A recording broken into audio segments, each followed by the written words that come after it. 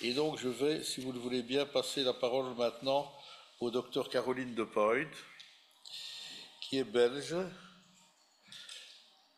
qui est psychiatre, spécialiste aux cliniques Epsilon, qui est également autrice, et dont le thème de l'intervention est quel rôle pour l'entourage, voyant à quelques reprises, dans un processus sectaire pour l'en sortir, ou après, dans la reconstruction. On a déjà eu quelques éléments tout à l'heure avec Madame Laliche.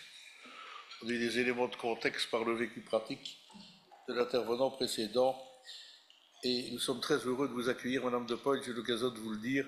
Madame De Point, en Belgique, apparaît souvent dans les médias, est une référence dans son domaine de compétences.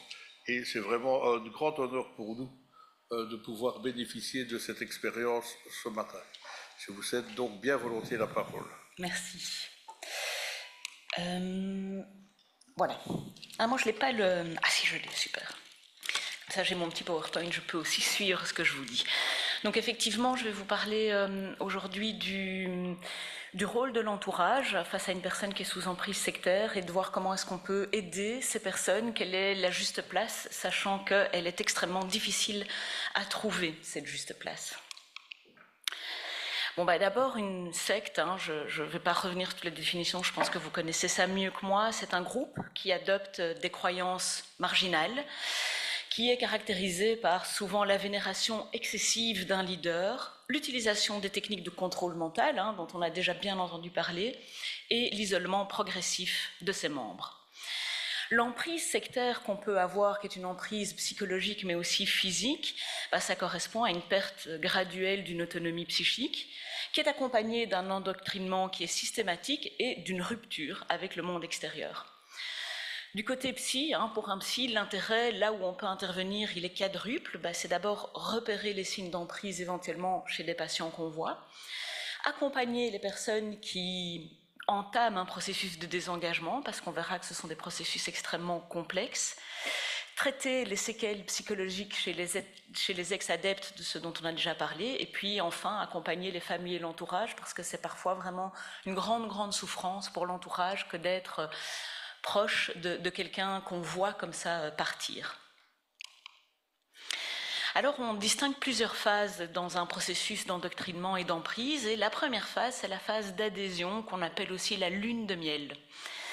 Là, ce qui se passe, c'est que vous commencez à adhérer, enfin vous ou la personne, commence à adhérer à des croyances sectaires, et ces croyances sont soutenues par des preuves qui sont soigneusement médiatisées, des témoignages, des vidéos, on le disait avec Joe Dispenza, des ECG ou d'autres, en fonction de si on veut parler à votre esprit plutôt rationnel ou si on veut parler à votre esprit plutôt irrationnel, parce que nombre de mouvements utilisent plutôt les connaissances spirituelles, les élévations, on le voit beaucoup avec tous ces groupes qui pratiquent des méditations de longue durée pour essayer de vous élever. Puis elles vont renforcer toutes ces expériences et ça va valider la doctrine, puisqu'on est comme ça dans une pensée circulaire où tout vient valider ce qu'on vous montre, ce qu'on vous donne à manger, à boire et à penser. Donc toutes ces croyances, elles acquièrent alors un statut de vérité qui n'est plus possible de remettre en doute, alors même que ce sont des croyances a priori qui semblent marginales et irrationnelles quand on voit ça de l'extérieur. Durant cette phase, ce qui est pernicieux, c'est que l'adepte souvent expérimente une véritable euphorie. Donc ils décrivent ce sentiment de, je sais pas, vous avez médité pendant des heures en ne mangeant pas, fatalement vous êtes dans un état modifié de conscience qui peut amener des éléments de grande joie. Il y a ce côté d'être en groupe, d'être validé, d'être aimé, d'être entouré, d'être hugué, et souvent d'avoir un hug, souvent on manque de ça, et donc ça peut créer une certaine euphorie, un sentiment aussi de mission spéciale, et enfin on a un sens à ce qu'on va vivre dans la vie, et parfois aussi un soulagement existentiel. Et c'est vrai que exister dans nos vies contemporaines, c'est pas toujours facile. Donc quand on trouve un pseudo-soulagement, pour ce qu'on le verra ici, la tentative de remède, elle se transforme bien souvent en grand poison. Et ce sentiment de soulagement vous enfonce, vous met de plus en plus dans le processus. Et puis durant cette période, ce qu'on voit aussi, c'est une fermeture progressive par rapport à l'extérieur, mais par rapport aussi à la critique. Et donc il y a une espèce de surdité mentale, ce qui est déjà intéressant d'entendre, parce que du coup, essayer de critiquer rationnellement face à quelqu'un qui est dans cette phase d'emprise, ça ne sert absolument à rien, si ce n'est de le conforter, puisqu'on le verra, c'est l'idée que les gourous vous donnent, c'est ce que disent les extérieurs, ils vous mentent, ils veulent vous séparer de nous, et donc on ne vient que renforcer la croyance qui est une vérité pour eux, qu'on est des mauvais et qu'on veut les séparer. On voit que cette période de lune de miel, en moyenne, donc ça peut durer 2 mois comme ça peut durer 10 ans, mais ça dure en moyenne 2 ans. Il y a cette découverte, cette euphorie, ce sentiment de protection, de se protéger des critiques extérieures, et puis un engagement avec une implication de plus en plus croissante dans le groupe. Les mécanismes qui se mettent en place là, on en a déjà parlé, mais ce sont des techniques psychologiques qui sont assez sophistiquées. Je vous avoue que moi j'ai une grande admiration pour les gourous. Je n'oserais pas faire le tiers du quart de ce qu'ils font. Ils ont un espèce d'aplomb de vous affirmer plein de choses qui sont totalement débiles pour certaines, mais ils le font avec un tel aplomb, avec un tel sentiment d'amour pour vous qu'on finit par y croire. Et ils s'entourent d'un groupe, et c'est ce groupe aussi qui impose progressivement un isolement, qui est un isolement à plusieurs niveaux. Il y a d'abord un isolement géographique, on essaye de vous éloigner géographiquement de vos proches, de vous isoler. Il y a un isolement relationnel, on propose et on impose et on suggère une rupture avec les proches, puisque les proches sont de mauvais conseils, puisque les proches essayent de vous éloigner, puisque les proches vous mentent. Et puis un isolement affectif, et tous les liens émotionnels sont redirigés vers le groupe et vers le gourou, et donc ça vous rend dépendant effectivement de ce groupe. Du coup, après, on le verra quand vous êtes dans la phase de doute, c'est extrêmement compliqué, parce que se détacher, ça veut dire aussi rompre avec tous ces liens affectifs qui sont les seuls pour vous, les seuls existants à ce moment-là. Il y a aussi une pression sociale constante, il y a une conformité imposée par le groupe, on s'habille de la même façon, on se coiffe de la même façon, on pense de la même façon, on parle de la même façon, on mange de la même façon. Donc si tout à coup vous êtes chez les crudivores et que vous voulez une bonne saucisse bien cuite, tout le monde vous regarde en disant « il est dingue ou quoi ?» Et donc vous ne pouvez pas, il y a une pression sociale qui est extrêmement importante. Il y a l'identité de l'adepte, donc l'identité individuelle va s'effacer petit à petit au profit de cette identité collective, et tout doute devient interdit. Vous ne pouvez plus douter, vous ne pouvez plus penser le doute, puisque tout est croyance, tout est vérité, tout est affirmé. Et donc ça conduit à ce véritable désapprentissage de la pensée autonome, c'est ce qu'on appelle le brainwashing. Donc il y en a, et c'est tout à fait montré et prouvé. Puis donc la deuxième phase, c'est quand même le chemin, le début du doute. Le doute, en fait, c'est la porte de sortie. C'est le doute qui permettra, en fait, c'est vraiment la petite, dans ce truc qui est tout fermé, c'est la petite part de doute qui vient se mettre comme une petite feuille de papier et qui va permettre éventuellement d'ouvrir quelque chose, et c'est ça qui va permettre le chemin vers le désengagement. Mais c'est extrêmement difficile pour la personne. Il ne faut pas croire que c'est facile. Vous avez été pris pendant plusieurs années dans un mouvement auquel vous avez cru, et puis tout à coup, pas tout à coup, il y a plein de choses qui se mettent, mais vous ne les voyez pas, vous ne voulez pas les voir, vous déniez, vous mettez de côté. Et puis, à un moment, il y a quelque chose qui est une contradiction trop importante pour vous et par rapport à votre système de valeurs. Par exemple, là, je dis le leader qui prêche l'honnêteté, et puis on voit qu'il ment. Et là, il y a une contradiction, alors que pour vous, l'honnêteté est importante, et c'est une des valeurs qui vous a mis dans ce groupe-là. Ou bien, on voit une injustice flagrante envers un membre du groupe, puisqu'évidemment, d'autres peuvent avoir des doutes. On voit ces gens éjectés, ou maltraités, ou isolés. On a vu aussi des cas de disparition, donc des membres du groupe qui disparaissent tout simplement. Pour la plupart, ils disparaissent 6 pieds sous terre. Et donc, quand on voit ça, on se dit, mais que se passe-t-il? Et les doutes émergent. D'abord, c'est même caché à la conscience de l'adepte. Il ne se permet pas de douter, parce qu'évidemment, mettre un doute, c'est mettre tout en doute. Et puis, comment est-ce qu'on peut faire quand on ne vit plus que dans un groupe, par le groupe, pour le groupe, avec le groupe et pour le leader? Le désengagement, il est extrêmement difficile. Surtout qu'à ça peut s'ajouter de la honte, de la culpabilité. On s'en sort vraiment pas. Et donc, ce mouvement de doute et de désengagement peut durer plusieurs années en étant caché d'abord à la conscience, puis caché en soi. Et il faut beaucoup de courage de la personne pour essayer à un moment d'en parler à quelqu'un et puis de partir. Et parfois, du coup, ça se fait du jour au lendemain. Donc on voit un long processus. Et puis, en fait, à un moment, la personne part du jour au lendemain, mais ce n'est que l'aboutissement d'une réflexion extrêmement importante.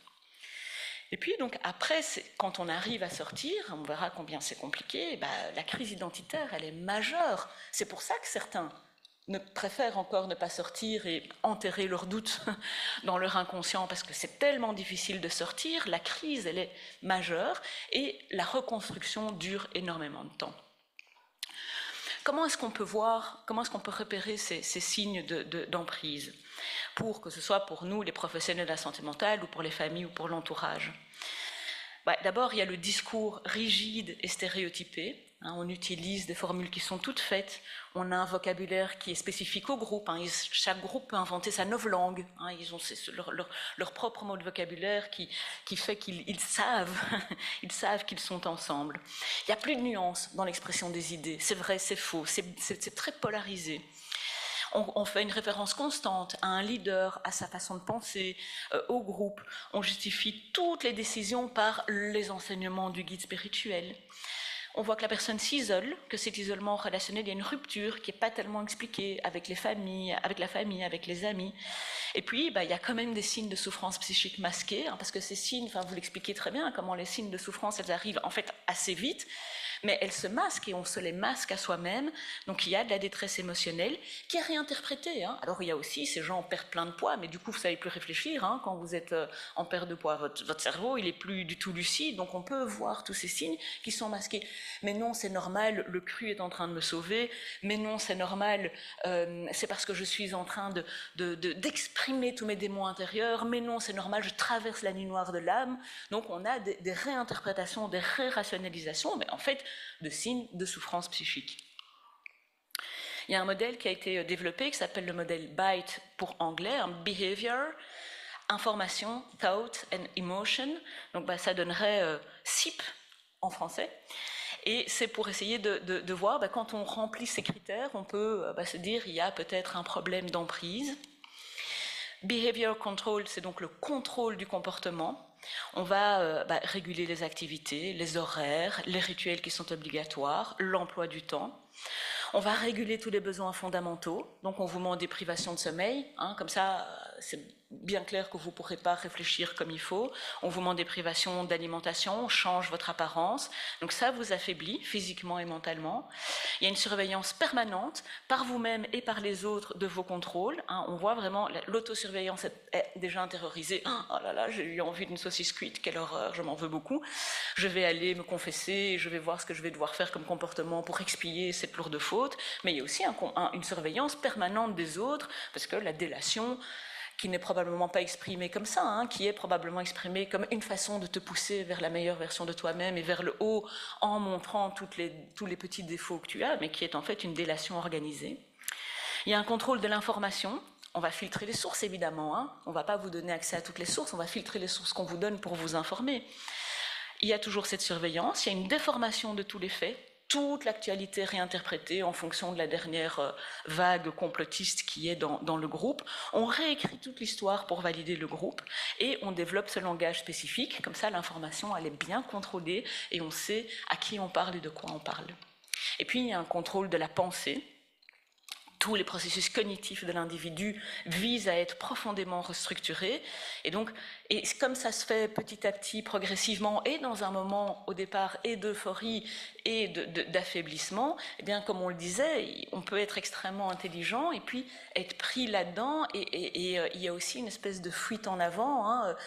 Plus on est avancé, plus il faut qu'on se persuade soi-même qu'on a pris la bonne décision. Et donc, on va continuer à s'enfoncer dans le processus. Et donc, pour contrôler la pensée, c'est pas compliqué. On va vous répéter toujours les mêmes choses ad nauseam pour que finalement ça devienne une vérité pour vous. On va être très binaire. Il y a eux et il y a nous. Il y a les mauvais et il y a les bons. Il y a les méchants, il y a les gentils. Il n'y a pas de nuance possible. Trump est très doué là-dedans. Peut-être le meilleur ou le pire des gourous. Il y a une réinterprétation de toutes les informations pour justement modifier toutes vos pensées, et il y a une autocensure, toutes les pensées critiques sont absolument déniées et évitées. Contrôle des émotions. Pas que donc, du côté du positif, il y a quand même des menaces, on va créer des angoisses chez vous, parce que si vous ne croyez pas, si vous n'êtes pas là, si vous mettez du doute, alors on pourrait vous exclure, on pourrait vous dire que vous ne faites plus partie, on pourrait vous punir sous prétexte de vous élever, mais c'est quand même des punitions. On induit de la culpabilité et de la honte si vous pensez différemment, si vous ressentez différemment. On vous nourrit de récompenses et de punitions. Ça aussi c'est du brainwashing, donc fatalement vous allez aller rechercher la récompense du groupe, la récompense de la validation, la récompense du gourou qui se lève et qui dit viens à moi. C'est une récompense pour laquelle finalement on va être prêt à payer un prix immense puisqu'on n'a plus d'autres récompenses, puisqu'on a été isolé du reste. Et donc ces conséquences évidemment de cette emprise sectaire, vous pouvez l'imaginer, et on en a parlé aussi à un moment, la plus grande c'est le stress post-traumatique, le PTSD, et comme on le disait c'est un PTSD complexe. Un PTSD simple n'est jamais simple, mais c'est l'idée que vous avez eu un événement gravissime et qu'il faut essayer de le métaboliser. Un PTSD complexe, c'est l'accumulation d'événements qui sont petits, qui sont moyens, qui sont grands, mais surtout sur une longue période. Donc c'est évidemment extrêmement difficile de s'en sortir. Il y a des troubles de l'humeur, une dépression réactionnelle très très importante, avec parfois des idées suicidaires qui sont assez fortes. Des troubles identitaires, évidemment. Une grosse confusion sur ses valeurs personnelles, sur ce qui fait qu'on a été là-dedans, un sentiment de vide existentiel, puis une difficulté à prendre des décisions, puisqu'on a été guidé pendant des mois ou des années. Et donc dans ce processus de reconstruction, ce qu'on essaye de faire, c'est d'essayer d'abord d'aider à récupérer l'autonomie, réapprendre à penser par soi-même et à prendre des décisions importantes, redécouvrir ses propres centres d'intérêt et donc n'être plus... On peut revoir ses passions d'avant ou en explorer des nouvelles parce qu'on ne sait plus au fond qu'est-ce que j'aime. Est-ce que j'aime le quinoa vraiment et le concombre? Est-ce que je peux redécouvrir que j'aime bien les saucisses bien cuites? Reconstruction du réseau social, évidemment, puisqu'on a souvent laissé tomber beaucoup de monde et qu'on est fort seul. Et puis l'élaboration d'un nouveau projet de vie. Et donc évidemment, ce processus, il est extrêmement long et il demande beaucoup de subtilité et de patience et d'abnégation de la part des thérapeutes, ça c'est notre boulot, mais de la part des familles et de l'entourage, parce que c'est pas du tout évident. Et l'idée là, c'est à chaque phase, on peut essayer de voir ce qu'on peut faire pour être le moins mauvais possible, sachant qu'il n'y a pas de bon accompagnement et de bonnes solutions. Quand on voit les contacts initiaux et qu'on commence à repérer ces signes, c'est écouter sans jugement. Je le dis, je le redis, plus vous jugez, plus vous critiquez, plus vous éloignez la personne et vous l'enfoncez en fait dans sa pente. Parce que évidemment, c'est presque ça que recherchent les gourous et les mouvements sectaires. Ils recherchent que vous les critiquiez et qu'ils puissent dire mais oui, mais c'est les méchants, mais oui, mais ils sont jaloux, mais oui, mais ils mentent. Donc écoutez sans jugement et pas critiquer directement la relation naissante. Essayez de poser des questions ouvertes. Plutôt que de dire, enfin, mais tu te rends compte que ce type te dit n'importe quoi? Qu'est-ce que ça t'apporte, cette relation? Comment est-ce qu'il réagit quand il y a des désaccords? Est-ce qu'il y a des désaccords? Est-ce que tout le monde est d'accord? Est-ce que tout le monde est tout le temps d'accord avec tout le monde? Et donc, ces questions ouvertes peuvent peut-être permettre à la personne de garder son esprit critique à lui. Vous ne pourrez pas être critique pour lui, mais de lui garder son esprit.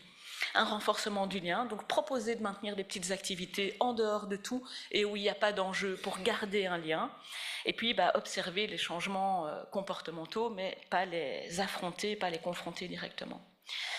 Lorsque la personne est sous emprise, c'est le plus difficile parce qu'il faut accepter qu'il y ait parfois une rupture de lien pendant longtemps et voire pendant plusieurs années. Et donc l'idée, c'est d'essayer de maintenir un lien minimal. Parce que du coup, vous pourrez être là quand les doutes émergeront et vous pourrez vraiment accompagner et soutenir de façon peut-être un peu plus facile pour l'autre un désengagement. Ce contact, ça peut être partager des photos, des SMS, dire je pense à toi, rester présent en fait de près ou de loin pour l'autre, même si on ne le voit plus, même si on ne l'entend plus, de continuer à essayer de le faire si c'est possible. Pas d'ultimatum, enfin on peut évidemment, mais au bout du compte, en général, on n'est pas choisi quand on est à l'extérieur de la secte, donc c'est eux ou nous, ce sera plus souvent eux. essayer de rester en terrain neutre, que ce soit du côté des activités, du lieu géographique ou de la discussion qu'on a avec la personne. Et cultiver l'empathie chez soi et chez l'autre, pas être sur le débat rationnel. Donc je marque là comme exemple, plutôt que de dire mais tu te rends compte que cette doctrine est absurde, c'est dire tu as l'air fatigué, j'espère que tu dors bien, est-ce que tu prends soin de toi, qu'est-ce que je peux faire pour t'aider, est-ce que, enfin voilà, d'essayer de se soucier de l'autre et de lui dire si je te dis ça c'est parce que je t'aime et parce que je me soucie de toi et pas parce que je veux te juger, loin de là, et pour moi tout est ok, si tu es heureux, je suis heureux, voilà. Mais essayez de garder donc ce petit lien. Et puis, lorsque la personne souhaite en sortir, le fait qu'on ait pu garder à minima un lien permettra peut-être que cette personne s'adresse à vous. Et là, il y aura beaucoup de choses à faire pour elle. Donc, l'idée de l'entourage, c'est de pouvoir avoir une présence discrète mais qui est constante, d'offrir une disponibilité. C'est beaucoup aussi, c'est pas univoque, cette sortie, c'est avec des allers-retours, c'est avec des reculs, c'est avec beaucoup de doutes, de honte, de culpabilité. Donc, il faut accepter aussi ça dans l'accompagnement. Orienter vers des professionnels, c'est vraiment important aussi. Les professionnels, ça peut être des psys pour tout ce qui est psychique et trauma, mais c'est aussi des avocats, des juristes, toutes les démarches sociales. Souvent, ces gens n'ont plus de mutuelles, d'assurance, de sources de revenus, et donc il faut vraiment aider à remettre tout ça en route. Et puis soutenir, mais sans se substituer, c'est pas toujours facile, c'est-à-dire accompagner l'autre sans le faire à sa place, parce que justement l'accompagner sera vraiment l'aider à reprendre son autonomie propre, alors que le faire à sa place, c'est reproduire une situation de dépendance ou de codépendance. Donc voilà, il y a l'idée de reconstruire l'identité, de redécouvrir les goûts, de l'aider, de dire qu'est-ce que tu as envie de faire, t'aimais bien faire de la photographie, est-ce qu'on n'irait pas ensemble se balader, prendre ton appareil photo, retisser des liens, gérer ou aider gérer le trauma en accompagnant vers des ressources adaptées, et puis envisager l'avenir, se projeter dans l'avenir, mettre de l'espoir. La reconstruction, elle est possible, elle est faisable, il y en a plein qui l'ont fait, et donc ça prend du temps et c'est douloureux, mais garder cet optimisme et cette espérance pour soi et pour l'autre.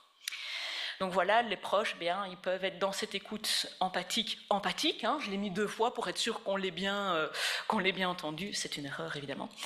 Être d'une patience, comme je le disais, parfois infinie, parce que c'est pas très drôle, c'est le long moment, et que comme ça, dit comme ça, je vous le dis en 20 minutes, mais 8 ans de trajet, ou 10 ans de trajet, c'est énorme en fait, et ça peut aussi épuiser. Proposer du soutien concret, mais se donner aussi du soutien concret en tant qu'entourage, parce que ça peut être épuisant. Et s'informer, donc se renseigner sur les mécanismes sectaires pour mieux comprendre l'expérience vécue permet aussi de moins juger et puis de pouvoir interagir peut-être un peu plus facilement avec la personne. Donc il y a des ressources ici en Belgique et à l'étranger, et l'idée c'est de maintenir l'équilibre entre un soutien adapté et le respect de l'autonomie. Je vous remercie.